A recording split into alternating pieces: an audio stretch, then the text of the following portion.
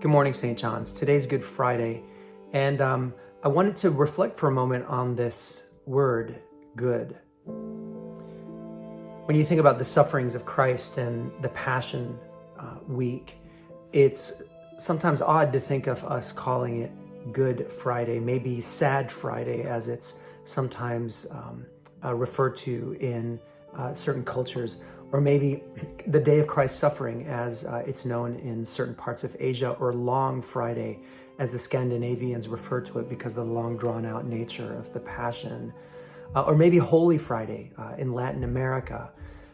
So it's just interesting that the word good has ended up as the word that we use for to describe this day.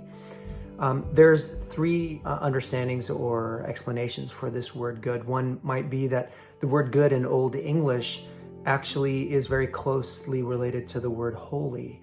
Another one is like similar to when we say goodbye, which was initially was God be with you. That maybe the original idea of Good Friday is that it was God's Friday. And then the third possibility is that maybe it just means good. That Jesus's death on the cross for us accomplished something good and beautiful. In which case, what we call it in Jerusalem, we refer to it not Good Friday, but Great Friday, and maybe that is the kind of the idea there. But what I want to just invite us to think about for a moment is that this word, this idea of Good Friday, if we were to travel back in time, back before the Episcopal Church, back before the Christian Church existed, or before anyone even called themselves a Christian for that matter, and we were to find ourselves standing on Golgotha, staring at the cross, we would realize that in that moment, in that context, there would have been nothing about that we would have considered to be good if we didn't have the benefit of hindsight. If we were standing there on Golgotha looking at Jesus hanging on the cross, we would have interpreted that experience or that event just like all of Jesus's other disciples, that it was a tragic end to a beautiful movement that had so much momentum.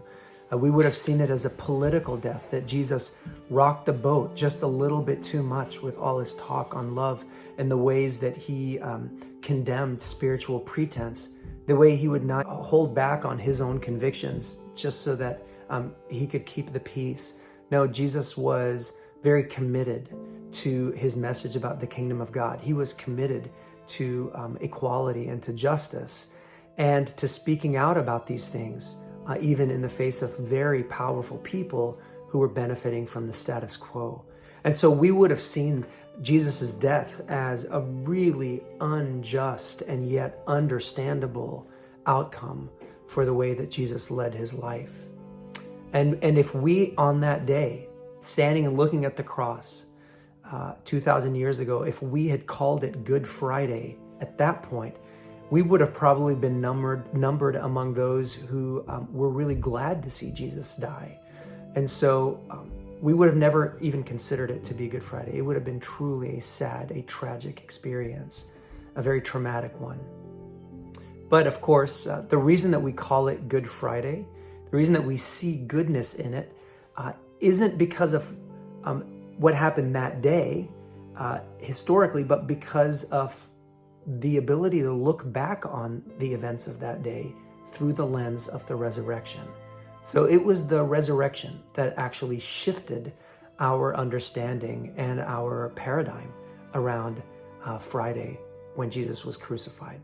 So that's a beautiful thing. And I just want to be mindful for a moment that because the events of Good Friday were so traumatic and were so dark and sad, where a loved one, a friend, a teacher was executed in one of the most horrific ways, sometimes I feel in the church we rush to do with Good Friday what we might find ourselves inclined to do when a person is suffering, and that is to try to just make it like it was all for good, and so Jesus' suffering was all worth it, but not pausing long enough to contemplate what Jesus actually went through in order to establish the kingdom of God, how much suffering there was. Yes, in the Gospel of John, Jesus' last words on the cross are, it is finished, or it is accomplished. Like, my work is done here. And in the Gospel of Luke, Jesus' final words are, into your hands, O God, I commend my spirit. But let's not forget that in the Gospels of both Mark and Matthew, Jesus' final words are, my God, why have you forsaken me?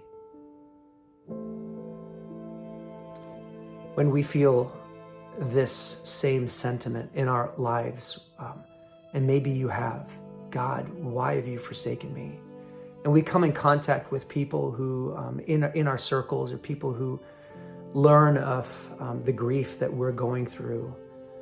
We may have also experienced this thing where someone tries to find the silver lining or tries to make it better, when really what we want is just to sit in that space, because that's the most authentic space to be in, where there's grief and there's sadness. And so I want to invite you today to not rush to the Easter message. We have 2 more days before the resurrection. And I want to invite you to sit with the profound nature of Jesus' suffering on the cross, not as a way of wallowing in misery, but as a way of truly appreciating the man that Jesus was, appreciating the level of resilience and commitment to his message, that he would be willing to go through something like this, and just see what comes up for us. And so today at noon, there's going to be a service that is pre-recorded, but it's our Good Friday service. And it's a time where we can contemplate Jesus' suffering. I hope that you find it meaningful. And I hope that by sitting and joining the disciples in their sadness, that this would also help us appreciate the significance of the resurrection in 2 days all the more. God bless you, St. John's. And I will see you soon.